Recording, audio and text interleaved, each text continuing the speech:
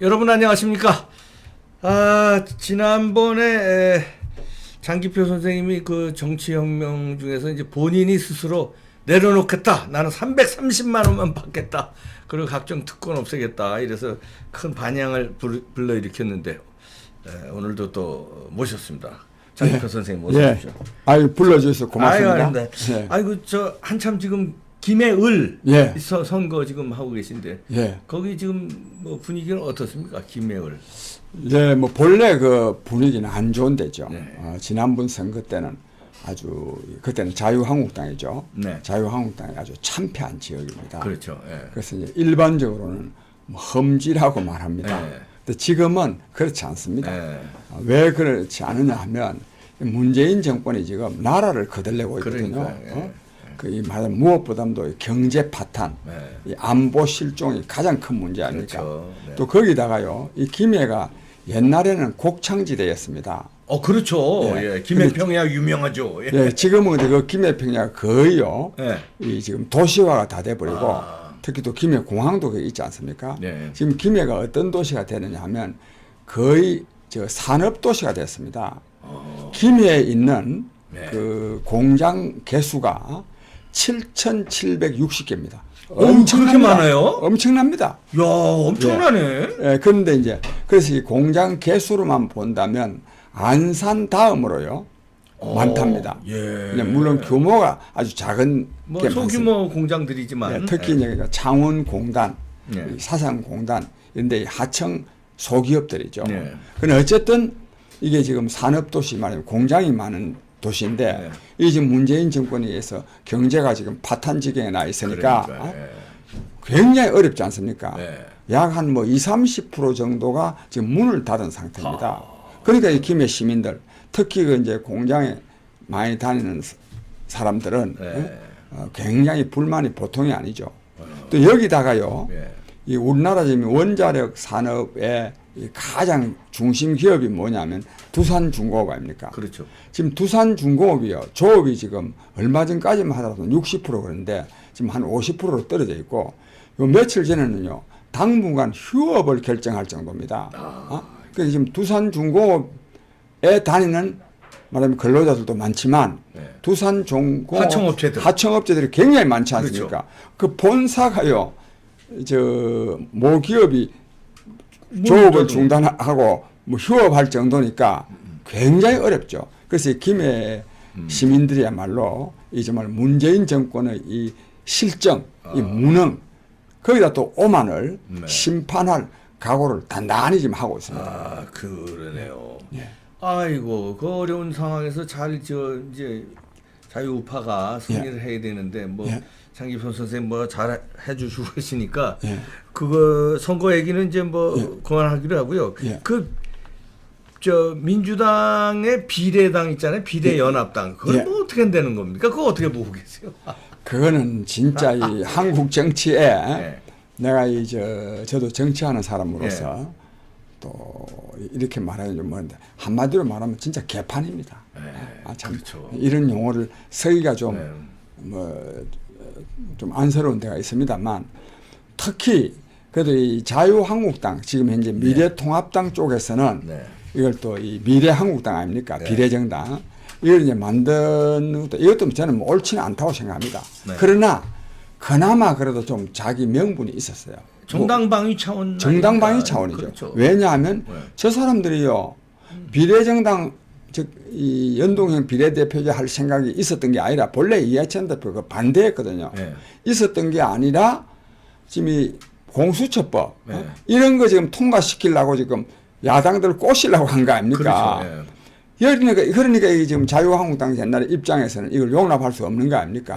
그래서 이제 말하자면 비례정당 지금의 미래한국당을 만들었죠. 근데 집권 여당이요. 이걸 또 얼마나 비난했습니까? 꼼수다, 뭐, 심지어는 불법이라는 소리까지 해놔놓고. 고발까지 했잖아요, 고발. 또 고발까지도 했죠. 고발까지 해놓고, 저가 지금 그걸 만들고 있으니, 진짜 이 개판 아닙니까? 그래서 이때, 이 지금 여기 더불어민주당에 덜러리 있었던 이 군소정당들 아니십니까? 정의당을 비롯해서 그건 낙동강 오리알 됐어요. 낙동강 오리알. 저 사람들요 지금이라도 좀 깨달아야 됩니다. 네. 정신 차려야 됩니다.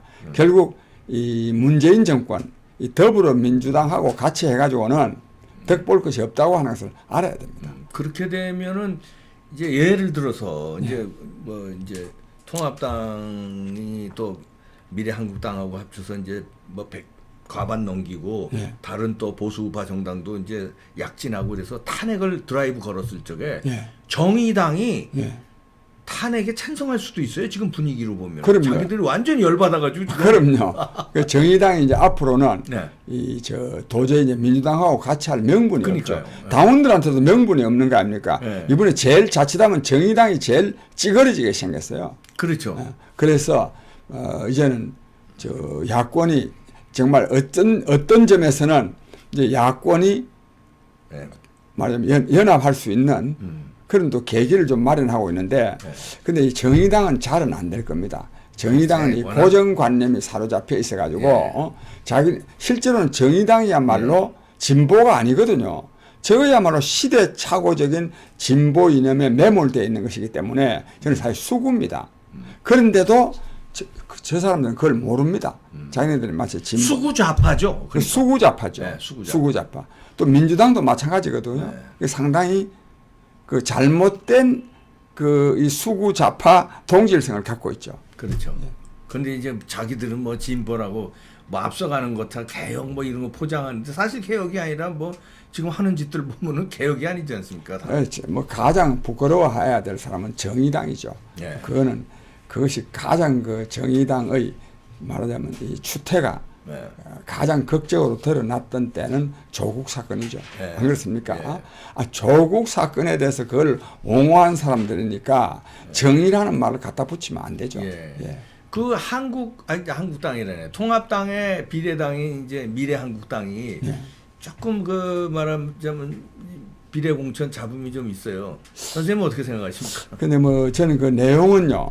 그 저는 몇 사람들은 제가 아는 사람들인데 나머지 사람들은 저는 잘 개인적으로 모르고 뭐 경향만 좀 이렇게 훑어봤는데 그것 보고 뭐 제가 판단할 수는 없죠. 근데 제가 오히려 지적하고 싶은 것은 그걸 저 신문에 언론에 발표하기 전에 공관위원회와 그 미래한국당의 지도부 간에 사전에 조율이 있었어야 됩니다. 그렇죠. 안 그렇겠습니까? 또 그리고 절차적으로도요. 이 지금 절차가 좀 엉망입니다. 절차적으로도 공관위에서 이 선정을 하면 기본적으로는 최고위원회에서 결정을 하게 되어 있습니다. 그렇죠. 그리고 당 대표가 최종적으로는 도장을 찍어야 됩니다. 그래야 후보가 됩니다. 그런데 뭐 최고위원회 의결지는 무시하고 발표해버리고 발표하면 거의 그대로 된 것처럼 안 됩니까? 이러니까 이게 여러 가지 문제가 생기죠. 그래서 저 미래통합당의 경우에도 그 이제 미래통합당 황교안 대표나 미래통합당 최고위원회는 미래통합당 사람들이 말하면 미래한국당의 그 공천에 대해서 이의를 제기하고 있지 않습니까? 사실 당이 별개이지만 또 별개가 같은 당이나 마찬가지죠. 같은 당이죠. 같은 당입니다. 같은 당이죠. 그런 것들. 그래서 그걸 같은 당임을 부정하면 안 됩니다. 그럼요. 한성교 씨도 그걸 부정하면 안 됩니다. 국민들 다 알고 있는데. 아니 그 당에 누가 표를 찍습니까? 그럼요. 미래통합당 때문에 표 찍는 거지. 당연하죠. 그러면 그렇다면 적어도 지도부 간에는 충분한 교감이 있어야 됩니다. 그렇죠. 그다음 또 이 김영호 씨 같은 경우에요. 저래 하다가요. 뭐 잘못한 것도 있지만은 책임지는 것이 이 막바지에 와가지고 이 도망가 버리는 사표 내면 됩니까? 그러게요. 참 난 정말 국회의장까지 한 분이 저래 하면 안 됩니다.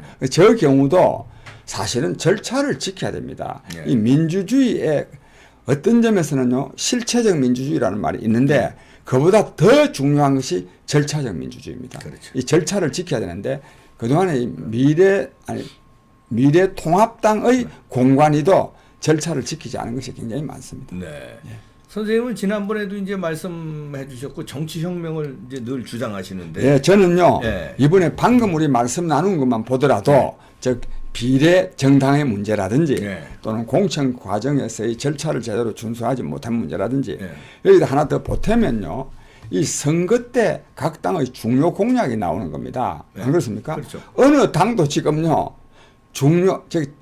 공약으로서의 중요 정책을 지금 내놓고 있지 못합니다. 그러게요. 그렇죠. 중요 공약이 안 보이네 진짜. 안 보이죠. 아니 내놓지도 않았는데 뭐 어떻게 보입니까? 아, 그러네요. 이번에 이상한 선거네. 이게 그러니까 선거에 만약 선거에 이기고 지느냐에만 매몰돼 가지고 이래 되면 안 됩니다. 그리고 그만큼 이 사람들은 정말로 이 오늘 나라가 얼마나 어렵습니까? 이런 이 국가적 말하자면 난제들을 해결할 수 있는 정책적 대안을 제대로 갖고 있다면 네. 왜 안 내놓겠습니까? 내놓죠. 이제 그런 것이 제대로 셋업이 안 된 거군요. 셋업. 뭔가 뭐 셋업이 테마를 잡고 예. 그러니까 무조건 문재인 정권 심판 뭐 경제 살리기 이렇게 그냥 빤한 것만 내놓고 그러면 어떻게 살리겠다든지 예. 그 국민한테 던져야 되는데 지금은. 예. 네. 저는 그런 데 대해서 준비가 솔직히 말해서 네. 잘 돼 있는 사람 아닙니까? 네. 그래서 어쨌든 정치가 혁명적으로 변화돼야 됩니다. 근데 정치가 혁명적으로 변화돼야 되려 그러면은 정치 제도도 바뀌어야 되고 또 특히 정책이 바뀌어야 됩니다. 정책이. 바뀌어야 되지만 이 좋은 정책을 내놓으려 그러면은 정치인들 특히 고위공직자들의 자질이 네. 정말로 훌륭해야 됩니다. 그 자질에서 가장 중요한 것이 뭐냐?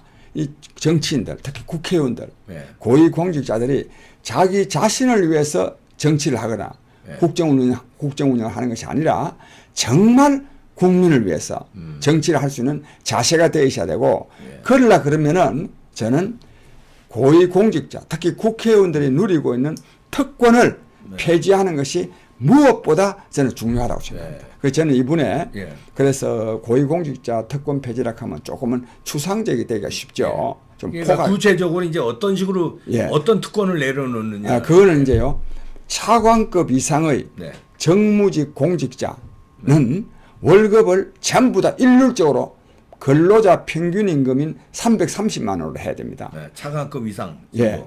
차관급 이상. 정무직.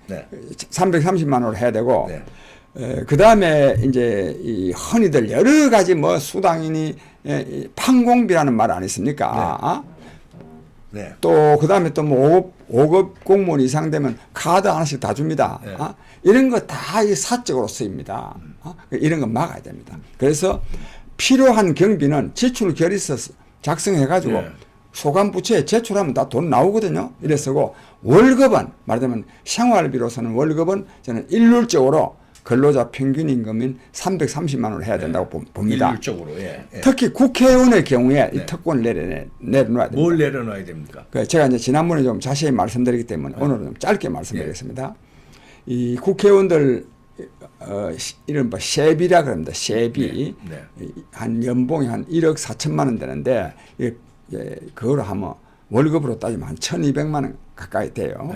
근데 이 중에 저는 330만 원만 받고 나머지 800만 원 돌려주고 또 지금 국회의원들 보좌관이 8명입니다. 이걸 3명만 쓰고 5명은 받지 않아야 된다고 생각합니다. 그래서 저는 이런 거를 하는데 이걸 하려고 그러면 이것이 법이 개정돼야 됩니다. 법이. 근데 저는 이 법이 개정되기 전에라도 만약 2020년 금년 6월 1일부터 제21대 국회가 시작되거든요. 이때부터 저는 앞장서서 모범적으로 이걸 스스로 실천할 생각입니다. 보좌관 3명만 쓰고 월급은 330만 원만 받고 나머지는 다 국고로 돌려보내고 이렇게 하게 되면 저는 다른 국회의원들도 안 따라올 수가 없다고 생각합니다. 왜 그러냐면 제가 처음 주장하는 게 아닙니다. 이게 그동안에 국회의원들 특권 내려놓기라는 말이 많이 있었습니다. 또 그런 그 방안도 많이 제시된 일도 있고 한데 실천이 안 됐거든요. 그렇기 때문에 이 사람들이 이 특권 저는 내려놓기라는 말 어폐가 있지만 특권 폐지에 대해서 이 사람들이 거부를 못합니다.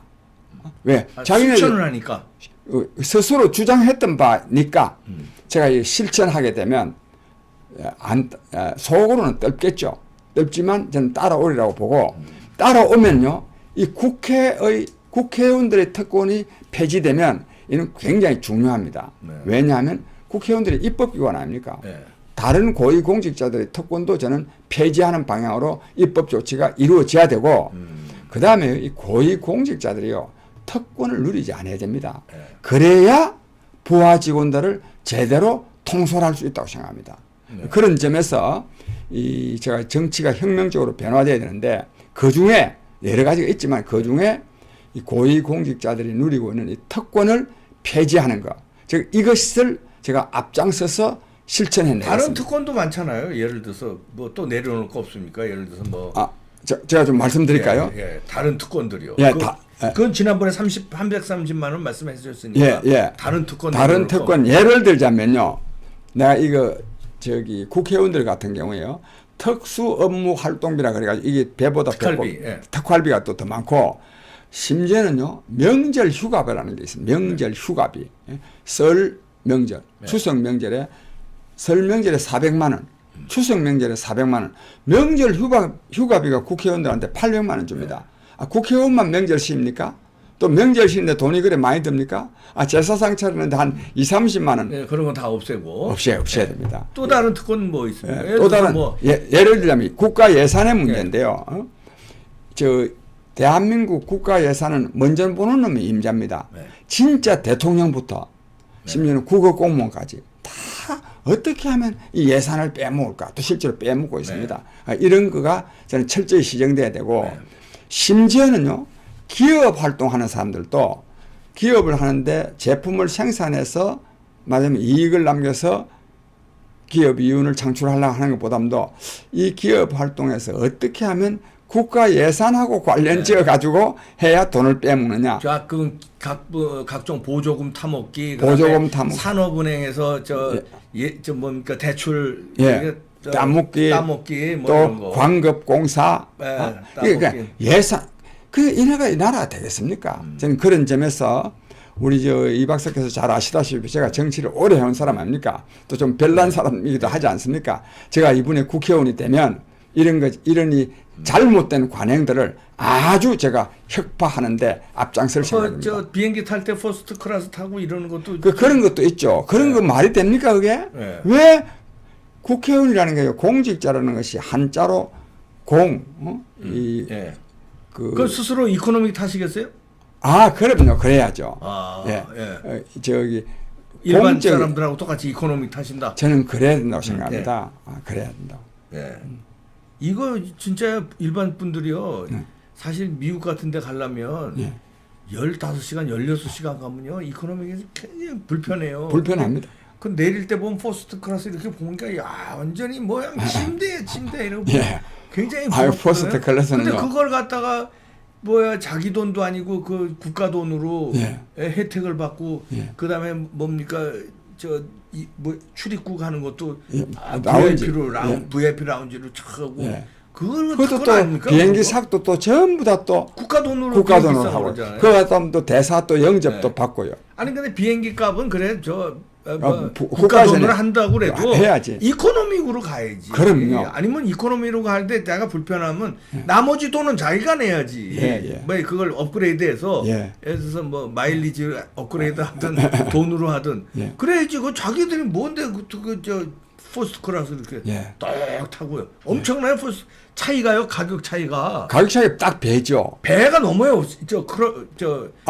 퍼스트 클래스는 비즈니스가 배. 비즈니스가 배고 퍼스트는 비즈니스에 또 배 아닙니까? 그러니까요. 저는 퍼스트 클래스 구경을 한번 했는데, 이야, 거기는 완전히 그냥 그건 호텔이죠. 호텔이더만. 이코노믹 타시는 겁니까? 약속하시는 겁니까? 저는 이코노믹. 이코노믹 탑니다. 이코노믹 타고 330만 원만 받고.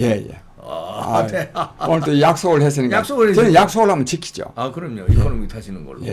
자, 이렇게 이제 한 분이라도 먼저 시작을 하면 다른 사람들도 눈치가 보여서 자기가 또 그렇게 할 거 아니에요. 제가 또 그리고 또 혼자 잘난 척 안 하고요. 다 회합도 하고 모의도 하고 또 제가 서한도 보내고 이래가지고 많은 사람들이 함께 할 수 있도록 제가 만들어냅니다. 저 혼자만 안 되면 저 혼자라도 하지만 많은 사람들이 함께 하게 되면 전원이 함께 하지 않을 수가 없습니다. 이렇게 해야요. 이게 어떻게 보면 사실은요. 우리가 국회의원이나 장관들한테 정치만 잘한다면 한 달에 1억 주면 어떻습니까? 한 달에 1,200만 원이 아니라 1억 주도 좋습니다. 문제는 자세가요. 서민들과 함께 살 수 있는 자세가 되어야 예. 좋은 정치를 할 수 있습니다. 예. 한 달에 돈 많이 버는 그 재미로 정치를 해가지고는 국민을 위한 정치를 할 수가 없습니다. 네. 그래서 330만 원만 받게 됩니다. 330만 원이면요. 근로자 최저임금이 아니고 평균임금입니다. 평균임금. 평균임금이면 많이 돼야죠. 받는 사람은 뭐 이제 저 9천만 원 1억도 예, 예. 받고 예. 900만 원 1,000만 원 예. 연봉이 아니라 예, 그래. 월로 말하면 예. 아니 많이 받는 사람은 900만 원 1,000만 원 귀족들 있잖아요. 예, 귀족들. 예. 예, 그리고 뭐 못 받는 사람은 150만 원도 받고 근데 평균이 330이라는 얘기죠. 예. 그리고 제가 이분에 네. 정말 국회의원이 되면 또 국회의원이 돼야 힘이 좀 있지 않습니까? 뭐 입법 활동도 할 수 있으니까. 방금 말씀하신 거 귀족 노조들 아니십니까? 이 민주노총의 횡포 이런 것도 저 같은 사람이 되어야 이런 걸 좀 막아낼 수 있습니다. 왜? 제가 저 민주노동운동 만들어냈는데 네. 상당한 기여를 한 사람 아닙니까?